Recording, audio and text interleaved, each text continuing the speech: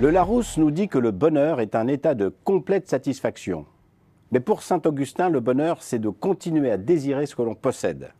Entre satisfaction et désir, on voit tout de suite pourquoi le bonheur est sujet à discussion. En fait, si le bonheur nous paraît indispensable, il n'est jamais simple, pour ne pas dire impossible, de dire avec certitude et exactitude ce qui nous rendrait véritablement heureux. Et si l'on obtenait le fruit de notre désir, comment savoir si ce bonheur sera durable et si nous pourrons réellement nous en contenter? Pour certains philosophes, il y a quelque chose de paradoxal dans le bonheur. C'est que la chance de le trouver augmente lorsqu'on ne le cherche pas. Pour Kant, le bonheur pose problème et sa dimension subjective donne un caractère arbitraire à toute tentative d'objectivation et de rationalisation. Dit autrement, le bonheur soulève trop de questions pour espérer savoir ce qui rend heureux chaque membre d'un collectif à l'aide de questionnaires à choix multiples. Et pourtant, un nombre croissant d'entreprises s'intéressent et investissent de plus en plus sur cette dimension pseudo-scientifique du bonheur au travail. Comment expliquer cette tendance ? Bien, la réponse est finalement assez simple. Un salarié heureux est plus engagé, plus productif et plus loyal à son entreprise. Cet argument n'est pas nouveau. Depuis les années 30, on sait que l'ambiance et les conditions de travail sont des facteurs indéniables de performance.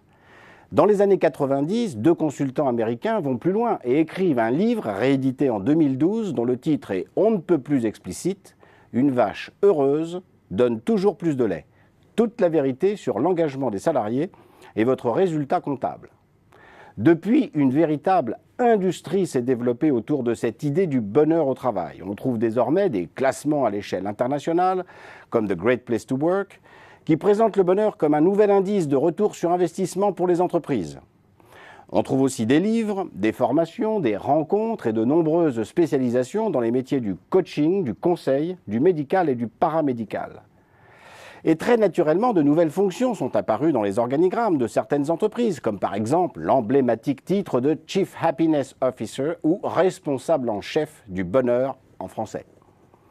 En réalité, cette industrie du bonheur s'inscrit dans une tendance plus large qui englobe et dépasse largement le monde du travail.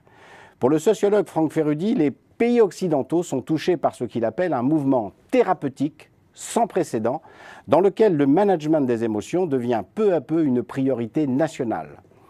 Concrètement, on assiste à l'alliance objective entre le politique, la médecine, les médias, le législatif et le conseil spécialisé. Cette alliance protéiforme est en train de faire du bonheur un objectif de santé publique. Mais en proclamant le bonheur pour tous, n'y a-t-il pas un risque de coloniser la vie privée des salariés, de préconiser puis d'imposer des comportements ? Jusqu'où est-il raisonnable d'encourager les organisations à sonder, évaluer et tenter de réguler l'état psychologique de leurs salariés pour, in fine, faire du bonheur un instrument de gestion ?